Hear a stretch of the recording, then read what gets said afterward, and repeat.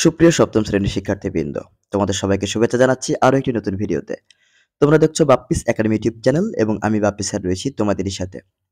তোমরা কে কোথা থেকে আমাদের এই ভিডিওটি দেখছো অবশ্যই কমেন্ট বক্সে জানাতে ভুলবে না, কেননা আমরাও জানতে চাই আমাদের শিক্ষার্থীরা কে কোথা থেকে আমাদের ভিডিওগুলো দেখছে। একই সাথে তোমরা যারা নিয়মিত ভিডিও ক্লাসগুলো করতেছো এবং সুন্দর সুন্দর কমেন্ট করার মাধ্যমে আমাদেরকে অনুপ্রেরণা যোগাচ্ছ, তোমাদেরকে অসংখ্য ধন্যবাদ জানাচ্ছি।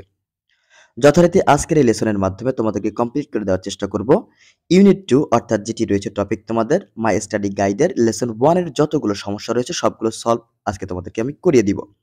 তো তোমরা ধৈর্য ধরে ভিডিওটি শেষ পর্যন্ত দেখার চেষ্টা করো।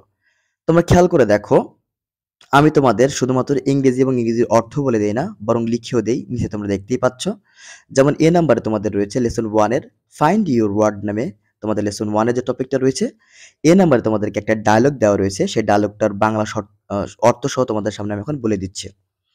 প্রথমে টিচার বলতেছে, students, do you have a dictionary? শিক্ষার্থীরা, তোমাদের কি অভিধান আছে? রূপা বলছে, yes miss, I have one. হ্যাঁ ম্যাডাম, আমার একটি আছে। তখন আনন্দ বলতেছে, আই হ্যাভ ওয়ান টু, আমারও একটি আছে। তখন টিচার আবার বলছেন, do you know how to look up a word in a dictionary? তোমরা কি জানো কিভাবে অভিধানে একটি শব্দ খুঁজে বের করতে হয়? সুপ্রিয় শিক্ষার্থীবৃন্দ, লুক আপ শব্দের অর্থ হচ্ছে কোনো একটা শব্দ খুঁজে বের করা, আর ডিকশনারি শব্দের বাংলা অর্থ হচ্ছে অভিধান। তাহলে পুরো সেন্টেন্সটির বাংলা করলে আমরা দেখতে পাই, ডু ইউ নো, তুমি কি জানো, হাউ টু লুক আপ, কিভাবে খুঁজে পেতে হয়, এ ওয়ার্ড, একটি শব্দ, ইন এ ডিকশনারি, একটি অভিধানের ভেতরে। তারপর রূপা বলছে, নট রিয়েলি, সত্যি না, it often takes a long time to find the meaning of a word in a dictionary. অর্থাৎ সত্যি না, অভিধানে একটি শব্দের অর্থ খুঁজতে অনেক সময় লাগে। দেখো, এখন আমি তোমাদেরকে ভেঙে ভেঙে অর্থ করিয়ে দিচ্ছি। নট রিয়েলি এই শব্দটির মাধ্যমে একটু জোর দিয়েই বলা হয় সত্যিই না।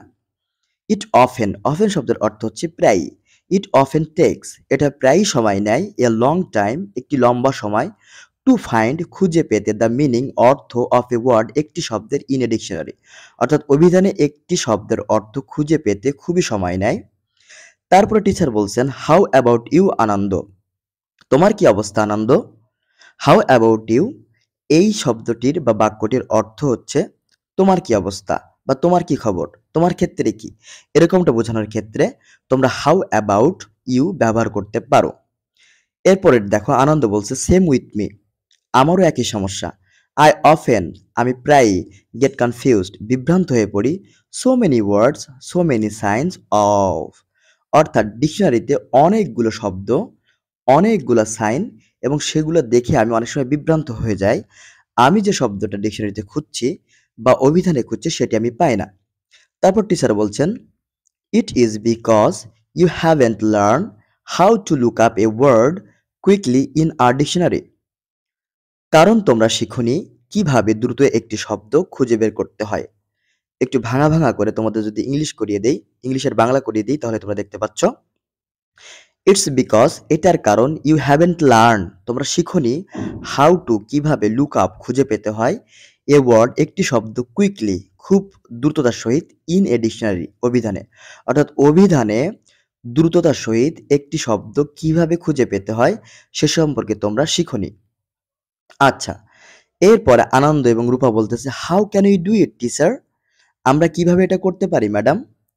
How can we do it অর্থাৎ আমরা কিভাবে করতে পারি। তারপরে টিচারকে বলছেন, অর্থাৎ টিচারের বাংলা ভেঙে করে দিয়েছে, দেখো ম্যাডাম। এরপরে দেখো, টিচার বলছেন, okay, let's start with a page from a dictionary. ঠিক আছে, আসো আমরা একটি অভিধানের পৃষ্ঠা দিয়ে শুরু করি। তো এই ছিল টিচার এবং আনন্দ এবং রূপার ভিতরে যে কথাবার্তা, তার একটি ডায়লগ তোমাদের সামনে আমি এখন উপস্থাপন করলাম। একটু সময় নিয়ে ধীরে ধীরে আমার এই ভিডিও দেখার চেষ্টা করো, তাহলে কিছু শিখতে পারবে এবং নিজে পড়তে এবং বলতেও পারবে। এরপরে দেখো, বি নাম্বার পার্টে একটি অভিধানের ছবি এখানে দেওয়া রয়েছে। অভিধান অর্থাৎ ডিকশনারি, ইংরেজি যে শব্দগুলো অর্থ রয়েছে সেই অর্থগুলোর সমন্বয়, অর্থাৎ প্রতিটি ওয়ার্ড তোমরা খুঁজে পাবে এই ডিকশনারিতে, যেটাকে শব্দকোষ বা অভিধানও বলতে পারো। তো এইখানে একটা পেজ দেওয়া রয়েছে এবং সি নাম্বারে দেখো তোমাদের কি বলতে বলা হয়েছে। সি নাম্বারে বলা হয়েছে, make a list of the letters or words in bold. Bold শব্দের অর্থ হচ্ছে বড় কালিতে অর্থাৎ ভরাট কালিতে লেখা এমন কোনো কিছুকে বোঝাচ্ছে। তাহলে মেক এ লিস্ট, মেক শব্দের অর্থ হচ্ছে তৈরি করা, এ লিস্ট শব্দের অর্থ হচ্ছে একটা তালিকা, অফ লেটার্স অর ওয়ার্ড অর্থাৎ শব্দ এবং বর্ণের একটা তালিকা তৈরি করতে বলছে, ইন বোল্ডে লেখা। অর্থাৎ দেখো এই ডিকশনারির কিছু কিছু ওয়ার্ড এখানে দেখতে পাচ্ছ কালো কালির বোল্ডে লেখা রয়েছে, সেই অর্থগুলো সেই শব্দগুলো তোমাদেরকে কি করতে হবে, লিখতে হবে। তো দেখো আমি এখানে তোমাদের সেই শব্দগুলো এখানে লিখে দিয়েছি। তোমরা চাইলে এখান থেকেও লিখতে পারো অথবা তোমাদের বইতে এরকম ধরনের বড় কালি দিয়ে দিয়ে যে ওয়ার্ডগুলো লেখা রয়েছে সেই ওয়ার্ডগুলো লিখে দিতে পারো। তো দেখো সি নাম্বারে, সি পার্টের এ নাম্বার প্রশ্নে কি বলা হচ্ছে তোমাদের, হোয়াট ডু ইউ সি, তুমি কি দেখতে পাও, at the top, at the top শব্দের অর্থ হচ্ছে উপরে, লেফট শব্দের অর্থ হচ্ছে বামে, লেফট কর্নার শব্দের অর্থ হচ্ছে বামের কোনায়, অফ দ্য ডিকশনারি পেজ অর্থাৎ এই ডিকশনারির পেজের বামের কোণে তুমি কি দেখতে পাও। এখানে দেখো তো তুমি কি দেখতে পাচ্ছ, ছোট হাতের একটা, বড় হাতের একটা বি এবং ছোট হাতের একটা বি। তাহলে তুমি এখানে কি বলবে, তুমি এখানে বলবে at the top left corner of the dictionary page you see the bold letters BB অর্থাৎ at the top left corner অর্থাৎ বামের কোণে, উপরের বামের কোণে of the dictionary page অভিধানের পৃষ্ঠার you see তুমি দেখতে পাবে the bold letter অর্থাৎ বড় করে লেখা B এবং B। দেখো আমরা দেখতে পাচ্ছি, অর্থাৎ দেখে তোমাকে জাস্ট অ্যান্সার করতে হবে, আর কোনো কিছুই না। বি নাম্বার প্রশ্নটা দেখো, what is the first letter and word in the left hand corner অর্থাৎ তোমার বাম হাতের কর্নারে প্রথম ওয়ার্ডটা কি। দেখো তোমার বাম হাতের প্রথম ওয়ার্ডটা ডিকশনারিতে তোমরা দেখতে পাচ্ছ, যদি ক্লিয়ার দেখতে পাও বি এ লেখা, তাহলে তোমার আনসারটা কি হবে, আনসারটা এভাবে লিখবা, the first letter and word in the left hand corner are B A. তো এই যে বোল্ড এটা তোমাদেরকে আগেই দেখিয়ে দিয়েছি, অর্থাৎ সর্বপ্রথম যে প্রশ্নটা সেটা শেষের দিকে দিয়ে দিয়েছি এবং দুইটি প্রশ্নের যে উত্তর পাশাপাশি দেওয়ার চেষ্টা করেছি। তোমাদের কমপ্লিট হয়ে গেল সি নাম্বার পার্ট। এইবার তোমাদের রয়েছে D number part. D number পার্টে রয়েছে দেখো, রিড দ্য টেক্সট অর্থাৎ নিচের টেক্সটগুলো পড়ো, about how the dictionary page has been written অর্থাৎ কিভাবে একটি ডিকশনারি পেজ লেখা হয়েছে। প্রথম সেন্টেন্সটা দেখো, আমি এখানে তোমাদেরকে প্যারা প্যারা করে অনুবাদ করে দেওয়ার চেষ্টা করেছি। তো শুরু করছি, the teacher asks the class অর্থাৎ শিক্ষক শিক্ষার্থীদেরকে জিজ্ঞাসা করেন, have you noticed that the words in bold are written one after another, তোমরা কি লক্ষ্য করেছো যে বোল্ডে লেখা শব্দগুলো একটির পর একটি লেখা হয়েছে। ওকে, ঠিক আছে। Do you find any rule or system or order in arranging this words, এই শব্দগুলো সাজানোর জন্য কি তোমাদের কাছে কোনো নিয়ম বা পদ্ধতি বা ক্রম আছে। অর্থাৎ দেখো ডিকশনারিতে তোমাদের ইংরেজি শব্দ যেগুলো থাকে সেগুলোর প্রতিটি শব্দ ডিকশনারিতে তোমরা খুঁজে পাবে এবং সেটি হচ্ছে ক্রমান্বয়ে, অর্থাৎ একটি বাক্যের পরে আরেকটি একটি শব্দের পরে আরেকটি শব্দ থাকলে পূর্ববর্তী শব্দের সাথে তার যে অ্যালফাবেটিক্যাল যে মিল রয়েছে বা বর্ণের যে মিল রয়েছে সেটি কিন্তু থাকে। তোমরা যারা তোমাদের বাসায় যারা বড়রা রয়েছেন, যারা মোটামুটিভাবে ডিকশনারি বুঝে, তাদের কাছ থেকে তোমরা এটা বুঝে নিবে। এটি আসলে ভিডিওর মাধ্যমে বোঝানো খুবই খুবই কষ্ট। তারপর এখানে যে লেখাটা রয়েছে সেটি আমি তোমাদেরকে আবার পড়ে শোনাচ্ছি। ২ নম্বর প্যারাতে রয়েছে ইয়েস টিচার, হ্যাঁ শিক্ষক, the page starts with a single letters B, পৃষ্ঠাটি একটি বি অক্ষর দিয়ে শুরু হয়েছে, অ্যান্ড স্লোলি এবং ধীরে ধীরে ওয়ার্ডস কাম বিলো দিস লেটার অর্থাৎ বির পরে কি লেটার রয়েছে, সি, এবং সি শব্দগুলো আস্তে আস্তে চলে আসছে। অর্থাৎ একটা ডিকশনারিতে তোমরা কিভাবে একটি শব্দ খুব সহজে খুঁজে বের করবে সেটা নিয়ে টিচার এবং শিক্ষার্থীদের ভিতরে আলোচনা চলছে। এরপরে শেষ প্যারাটি দেখো, থ্যাংক ইউ রূপা, ধন্যবাদ Rupa, you have got it, তুমি ঠিকই বুঝেছ, let me write B and some of the words from this page on the board, আমি বোর্ডে বি এবং এই পৃষ্ঠার কিছু শব্দ লিখে দেখাবো। দেন আই উইল শো, তারপর আমি দেখাবো, ইউ তোমাদেরকে, হাউ দে আর রিটেন তাদেরকে কিভাবে লেখা হয়েছে, ওয়ান আফটার অ্যানাদার একটার পর একটা, লাইক ইন দ্য অ্যালফাবেট অর্থাৎ আমি সুন্দর করে এখানে বাংলা করে দিয়েছি দেখো। তারপর আমি তোমাদের দেখাবো কিভাবে এগুলো অক্ষরের মতো একটির পর একটি লেখা হয়েছে। লুক অ্যাট দ্য বোর্ড, অর্থাৎ বোর্ডের দিকে দেখো, অ্যান্ড আস্ক মি, এবং আমাকে জিজ্ঞাসা করো, if it clear or not, তোমরা বুঝতে পেরেছো কি পারোনি। ওকে, ঠিক আছে। আচ্ছা, তাহলে তোমরা এটা অনুবাদ পেরে গেছো, বুঝে গেছো। সুন্দর করে নিজেরা রিডিং পড়বে এবং ভেঙে ভেঙে বাংলা করার চেষ্টা করবে। প্রতিটি শব্দের অর্থ যেটা বুঝতে পারবে না সেটি তোমরা কমেন্ট বক্সে জানাতে পারো, আমি তোমাদেরকে জানিয়ে দিব।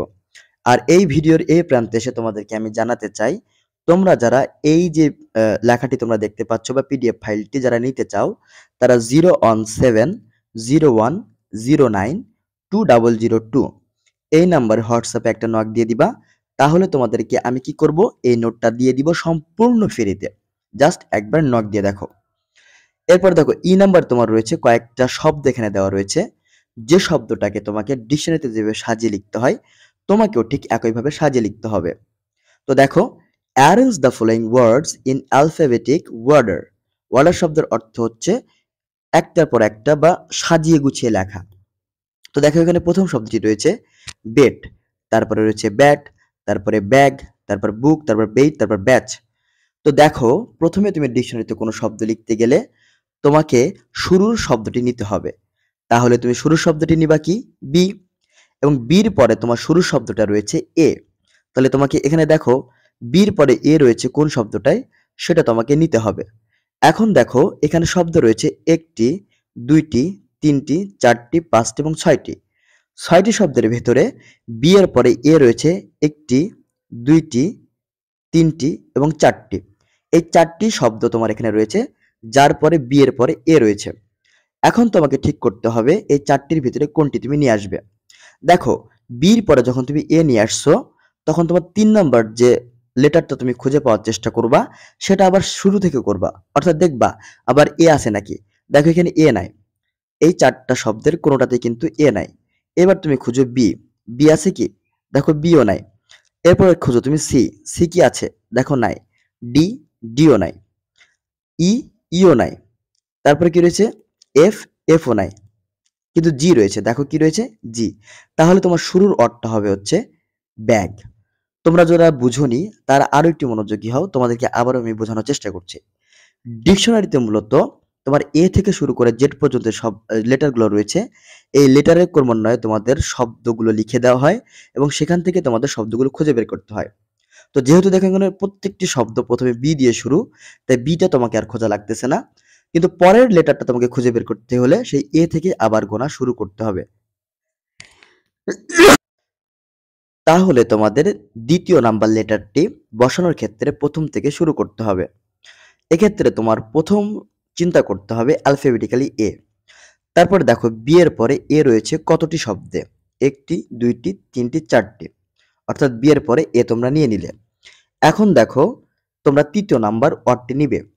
তৃতীয় নাম্বার ওয়ার্ড নিতে গেলে তোমাকে আবার সেই প্রথম থেকে গণনা করে আসতে হবে। অর্থাৎ এ বি থেকে গণনা করে আসতে হবে। এখন দেখো তৃতীয় নাম্বার লেটারে এখানে কোথায় তোমার এ বি বা সি ডি রয়েছে। দেখো এখানে এ বি সি ডি কোনোটাই কিন্তু নাই, এখানে ডিরেক্ট রয়েছে তোমাদের জি। সুতরাং প্রথম অর্থটি হবে হচ্ছে ব্যাগ। এভাবে তোমরা শব্দগুলো সাজিয়ে গুছিয়ে সুন্দর করে লিখবা। প্রতিটি উদাহরণ তোমাদেরকে আমি দিলাম না, আশা করি তোমরা বুঝতে পেরেছো। তারপরে দেখো এফ নাম্বারে তোমাদের কয়েকটা শব্দ দেওয়া রয়েছে। এই শব্দগুলোর মিনিং অর্থাৎ অর্থ, স্পেলিং শব্দ অর্থ হচ্ছে বানান, এক্সাম্পল তোমাকে লিখতে হবে এবং গ্রামাটিক্যাল ইনফরমেশন তোমাকে লিখতে হবে। সাথে ফর্মাল নাকি ইনফর্মাল, আনুষ্ঠানিক নাকি অনানুষ্ঠানিক, এটাও তোমাদেরকে বের করতে হবে। তো দেখো আনসার এখানে দিয়ে দিয়েছি। প্রথম তোমাদের যে শব্দটার মিনিং বের করতে হবে সেটা হচ্ছে বিএ। মিনিং হচ্ছে কি?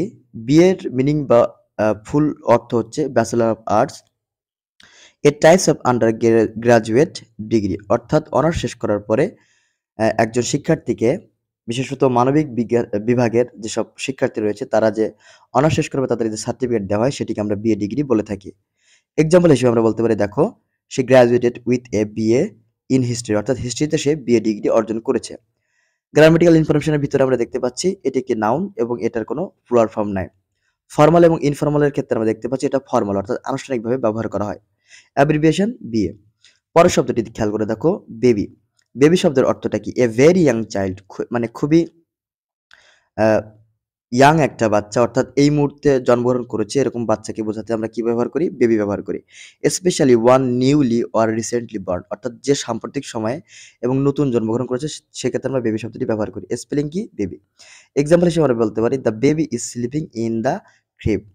গ্রামাটিক্যাল পয়েন্ট আমরা বলতে পারি এটার প্লুরাল ফর্ম রয়েছে যেটাকে আমরা বেবিস বলতে পারি এবং এটি কাউন্টেবল নাউন কারণ আমরা বেবিদেরকে গুনতে পারি।